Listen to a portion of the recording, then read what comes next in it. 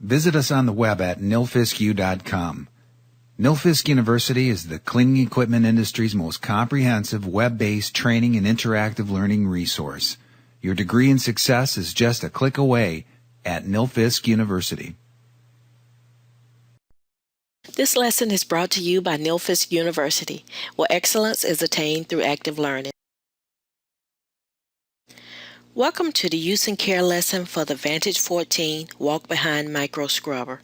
Today we will be covering how to use and how to care for the Vantage 14. This course is not intended to replace the operator's manual that ships with the machine. Please read, understand, and follow all safety, maintenance, and operating instructions in the manual. Doing so will ensure years of safe operation and optimum performance from the machine. After completing this course, the learner shall be able to describe 3 items that should be inspected before operating the machine, describe how to fill the machine with water and detergent, list the steps necessary to start the scrubbing function, identify each item on the control panel and describe what it does, list 2 items to be inspected and cleaned before storing the machine, and list 3 maintenance items to be checked periodically. Before one can begin using the machine, it has to be prepared for use. Let's start from the very beginning by turning on the light in the room in which the machine is stored. The first thing you should see is the machine parked with the recovery tank open, the battery charger plugged into the machine, and the pad drivers or brushes laying near the machine. This is how the machine should have been left after it was used last. The first step is to unplug the battery charger. The charger card should be stored using the convenient cord wrap holder. During charging, the recovery tank should be left open for air circulation. Now the recovery tank can be placed in its normal operating position. The next step is to inspect the brushes or pads. These should have been rinsed off the last time the machine was used, so they should be relatively clean and free from any large debris. Inspect the pads or brushes and determine if there's enough brush or pad life for the scrubbing you're about to complete. And if not, replace the pads or brushes as needed. Also, make sure you have the correct pad or brush type for the scrubbing that needs to be performed. Now install the pads or brushes on the machine. There are 2 different ways to install a brush or pad driver onto this machine. The first way is by hand. Do this by tipping the machine back onto the battery cover and place the brush over the driver and turn clockwise until tight. The second way, and the easiest way, is to place the brush on the floor and center the scrub deck over top the brush. Once you have done this, all you have to do is turn the machine on and actuate the brush.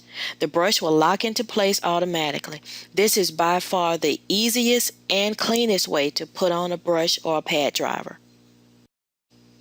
Make sure the recovery tank is empty. Check the ball float cage and make sure it is clean and that the ball moves freely. A clip on each side of the cage has to be opened to remove the ball float cage. Then inspect the rear blades to make sure they are ready for use and aren't torn or nicked. The machine features a 4-sided squeegee blade that has 4 working edges, so the blade can be flipped in for in or flipped top to bottom to expose a fresh working edge, all without tools. During your inspection, if you discover that all 4 edges are damaged, then a new squeegee blade is needed. You can install a new squeegee by attaching the squeegee to the machine with the 2 thumb clips that clip into the deck. Make note that the squeegee snaps into place to prevent the squeegee from falling out. Now we're ready to fill the machine with water. Hot or warm water cleans better, but the water temperature should not exceed 130 degrees Fahrenheit. If an outboard detergent dilution system is used, like a wall mount station, fill the machine from this device. If bulk detergent is to be mixed in the tank, fill the machine 1/3 the way up, then add the detergent and fill the machine full. Always follow the dilution instructions on the label of the chemical product used to prepare the solution. In all cases, fill the machine so the solution level is an inch or 2 below the fill port. Let's look at all of the switches on the control panel and discuss how you'll use them to effectively operate the machine. First is the selector knob, which controls all the functions of the machine. This main control gives the operator flexibility according to the needs of the particular job. There are 4 positions on the selector knob. The 4 positions are the off position. As you would expect, all functions are deactivated. In the next position, there are three symbols that indicate that all three cleaning systems are available. The solution system is on, so the solution is ready to flow. The brush system is on, so the brush is available to spin. And the vacuum system is on for the operator to vacuum solution and debris up from the floor. For extra dirty areas, the operator can choose the next position, which readies the solution and brush, but not the vacuum system. This allows the operator to keep scrubbing and dispensing solution to break up the debris. And the last position of the selector knob only activates the vacuum system. The operator uses this position to simply vacuum any solution that has been dispensed and debris that has been broken up. Below the selector knob, as you're looking down at the controls, is the battery gauge. As you might expect, this informs the operator of the amount of energy in the battery. You can tell when the battery is fully charged all the way to when it's low and requires charging. To the right of the battery is the solution control. Here you have the option of selecting high or low flow rates. In other words, choose high flow rate, the 2-drop setting, for very dirty jobs, and low flow rate, the 1-drop setting, for those not so dirty jobs. As you're holding the handle, you can reach out with the right hand fingertips to grasp the handle height adjustment. This allows the operator to reach a comfortable working position by adjusting the height of the machine handles. The last control item here we'll discuss concerns the actual scrubbing and solution dispensing of the machine. As we previously discussed, scrubbing with solution can be performed when the selector knob is in position 2 or 3, but for safety and control, to engage the scrub deck, the operator must press the red button in the center of the control panel on the handle. Then, when the operator is ready, either of the two levels on the handlebar can easily be gripped to release the brush to scrub the floor and begin dispensing solution. Mastering all of these controls will ensure that you are using the machine safely and productively. As the operator works, scrubbing, dispensing solution, and vacuuming the floor, eventually the solution tank will run dry and the recovery tank will become full. As we learned earlier, the machine has a ball float valve that protects the vacuum motor from ingesting water. Once the ball flow activates, the vacuum motor pitch will change to a higher pitched sound. When the recovery tank is full, transport the machine to a suitable location to empty it and refill the machine if required. After using the machine for a while, one or two things may happen. The battery becomes depleted and the machine must be recharged. When this happens, the battery gauge will indicate the batteries need to be recharged and all scrubbing functions will cease.